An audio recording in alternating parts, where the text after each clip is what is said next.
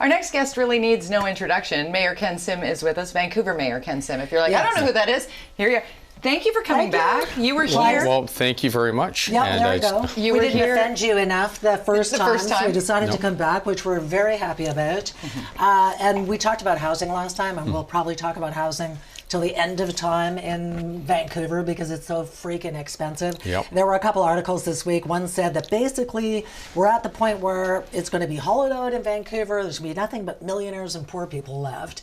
And then we saw a rental headline saying that people are spending over half of their income on rent and that hundreds of thousands of people in BC are at risk of potentially being homeless, which sounds grim. And I know you're a dad of 4 boys. God bless you, 4 boys must be busy. Does it make you worry for your own kids? This must have been some time ago, all your young men there. Oh God, where did that suit come from? I thought you didn't wear suits. You know what, during the last campaign, I was getting coached by a different political party and they, you know, I'm not blaming her or whatever, I'm just saying they thought it would look a lot more professional if I ditched the t-shirt and put on a suit. And so you can tell by that picture, it seems very natural, me wearing a suit and tie. To Linda's question though, the concerns about the younger generation. And your own kids. And all kids in wanting to live and work here.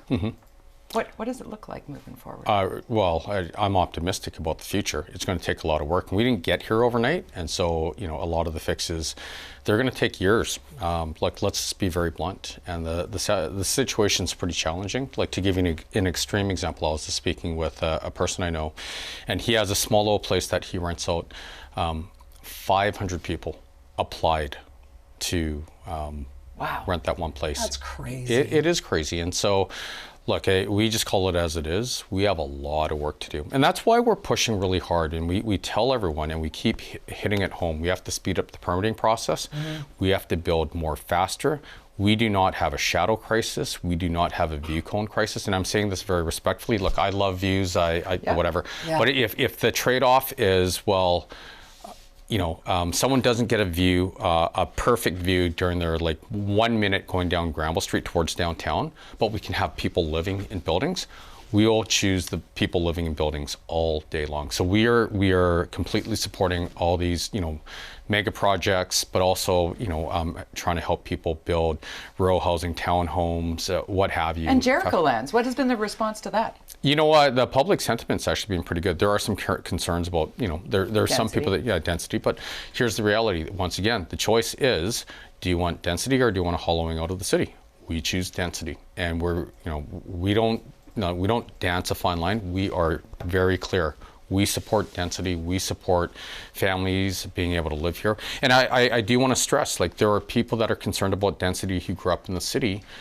Those same individuals, they're downsizing, and they're like, wow, what's going on? I have a lot of friends who have downsized, but there's nowhere for them to move. So they move outside. Right. Well, guess what? When, not if, when we have Jericho built, when we have Sanok built, when we have the Heatherlands built, et cetera, there will be options for people to stay here, and there will be options for younger people and their families. Yeah. But it's not happening next week or next month. We have a lot of work to do, and we're building the foundation, getting things into place so we can start building.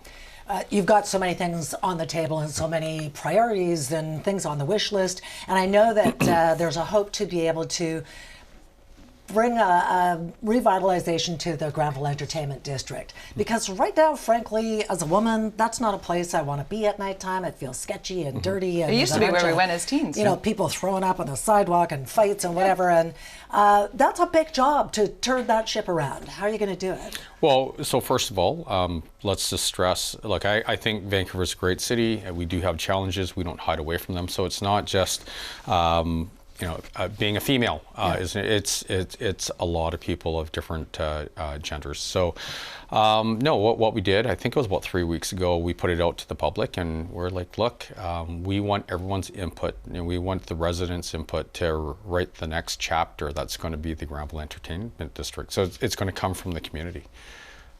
But are we looking at, because I know the Downtown Business Association a couple of years ago anyway, was talking about trying to make it more family friendly, more business oriented, not just bar on every corner. Yeah. Is that what you're looking at? Well, partially? Once again, it comes back to what the community wants. Yeah. Now, it is the Granville Entertainment District. So what does that actually mean? And we have brilliant people throughout the city that have traveled the world, that have seen other, things work. So I'm really looking forward to what the suggestions are going to be. I'd love to see it be like a piazza, like during the day where there's expanded patios, where it's not like you can have this inch of sidewalk, or, that doesn't fit with the lot. Like, let's open it up and have eyeballs on the street, and have people watching the community be better. I think more eyeballs will equate that. And the beautification piece, because you just launched a beautification mission in the city to sort of help clean up certain areas, but expand that across, right? Absolutely. So that was an initiative launched by Councillor Mike Klassen, and I think we had over 100 people throughout the different communities, pick stuff up, and it's great. And so, I think, and it's not, if you draw on the experiences of other, cities and countries, like when you go to Japan, everyone picks up their stuff, as an example. And so while we have a responsibility at the City of Vancouver, and we are allocating more resources to it, the other side of the coin is let's promote civic pride, and let's not only not litter, but when you see something, pick it up. Yeah. And if we all do that, this place is going to get a lot cleaner, a lot faster. It used to be that way. Yeah. Can we talk about East Hastings, because that has been cleaned up, and I know not everybody was happy with the sweeps of the tents and what have you, and the sort of moving of some of the homeless people there. I read an interview that you did with Vancouver is Awesome, and they said, would you do it the same way again? And you said enthusiastically. Enthusiastically, yeah. And so it's interesting that the same clip of the tent, getting thrown in the City of Vancouver truck, it seems like that's the one that plays over and over again. But when you actually look behind the scenes, every single tent that was disposed of was done with consent.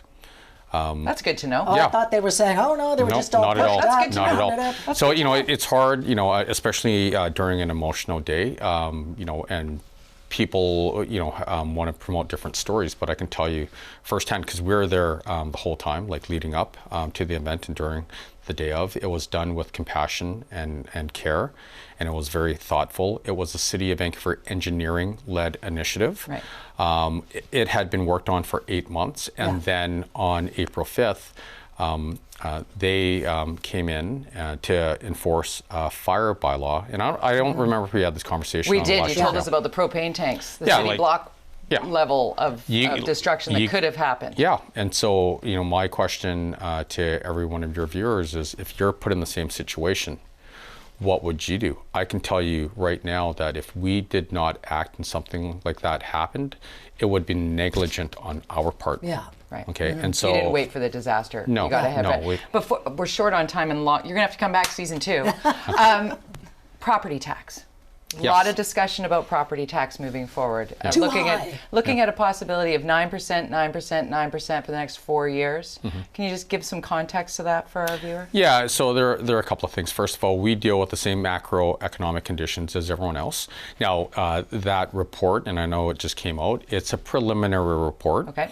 And one thing we did, we promised during the election campaign, and we realized, is we said we were going to get the smartest people around, and literally we have the smartest people arguably in the country that are independent of the city, that are part of the mayor's budget task force, that are going to be ripping through all of the budgets, not only to look for cost savings, like very responsible cost savings, but also for revenue opportunities that people are actually willing to pay for, who want to pay for, that will reduce the tax burden. Yeah. And it's a broad cross section. So it's not like a bunch of, I hate this whole left versus right thing, but it's not a bunch of, far right individuals. It's, you have chartered accountants or FCAs, you have CFAs, you have an Indigenous representation with Wade Grant, Joy McPhail, she's on there. So this is going to be a very balanced approach. We have Bridget Anderson from the Board of Trade. So this is a very balanced, pragmatic, non-political lens that is going to be looking at our budget. And if they can't figure it out, I don't think anyone can. But you can't be happy about that. 9%, 9%, 9%. Yeah, I mean, that's of course. that's horrifying. Yeah, no, it's a big number. Now, I do want to stress as well, and not that it's going to make anyone feel better, but more like approximately half the city, the property taxes that you pay, aren't actually City of Vancouver property taxes. I know. It's Metro, TransLink, provincial school tax. Yeah. And where you see if they increase rates 5, 10, 15%, we have no control over it. Right. So even and this isn't made to make anyone feel better, but I want to give context. That 10.7% tax increase by the City of Vancouver, that equated to 33 cents per day for the average condo owner or 83 cents per day for the average homeowner. Right. So when you look at it in that context, while 10.7% sounds super high, our portion of it is actually quite, it's not telling the full story. Yeah. And we are working incredibly hard on it, and we have arguably the brightest people in the country, and we told them, look, don't hold any punches. You tell us what you see. Yeah. We will deal with the political fallout, but we want the right answers. Time to fix that roof. Bringing it down. Time to fix that roof. Yeah. Again, we could talk leaky roof. Yeah. Thank you for coming. Thank you for having me. Yeah, we appreciate you coming in again. And thank you for the lovely cup. He's got the mug. Cheers. See the mug anywhere Mayor Ken Sim goes. Stealing minutes. That's yours. You get to keep it. Thank you so much. There you go. Thank you very much. Enjoy your summer. You too. Yeah, thank you. We got lots to come. Oh, yeah, we're going to be talking about internet trolls next on the show. They're the worst. But what happens when a BC school trustee is the troll?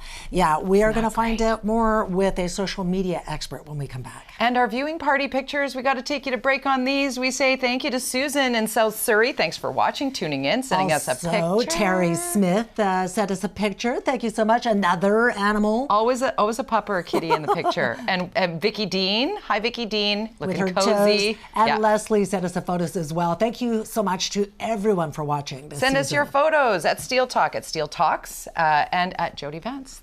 Stay tuned. More to come as we continue.